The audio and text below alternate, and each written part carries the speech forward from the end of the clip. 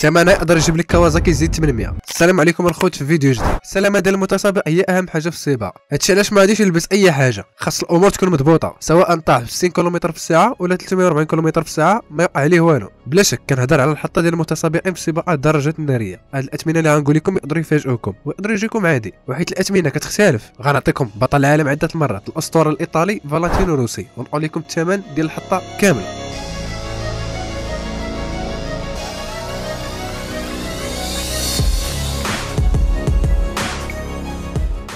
نبداو اول حاجه بالكاسك اللي هو اهم بروتيج في الحطه كامله.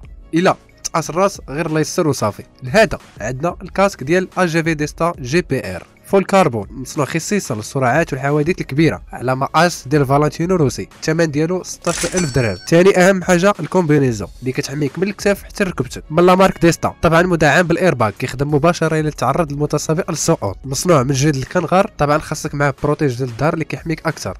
اوليفيتمو تكنيك اللي كتراقب الرطوبه والحراره ديال الجسم. هادشي كامل المجموع ديالو 46300 درهم. طبعا الا تعرضتي للسقوط اول حاجه كتقيس الارض هي يديك، لهذا لي ليغو بروفيسيونيل اللي عندنا واللي مصايبين من التيتانيوم والكربون وجلد البقر باش يوفر لك ثلاثه الحوايج، الخفه والصلابه والتحمل. كيجيونا بثمن 4700 درهم. ثمن سي 50 قضيمه. اللي بقى لينا هو الصباط، حتى هو من نفس الماركه ديال الكومبينيزون ديستا، والدور ديالو مهم بزاف الا طحتي. الثمن ديالو 5700 درهم. الا جمعنا هاد الاثمنه كامله كتطلع لينا 72000 درهم و700. هاد الاثمنه باش مقيومين، كاينين نفس الحطات كيتباعوا في المزاد بالاضعاف ديال هاد الاثمنه، لمجرد ان البطل الايطالي لبسهم في السباق، وكيختلف الثمن من متسابق لمتسابق. الانستغرام حنا العائله ديال 22000 مطار، نتمنى نكونوا نفس العدد في اليوتيوب. تهلاو.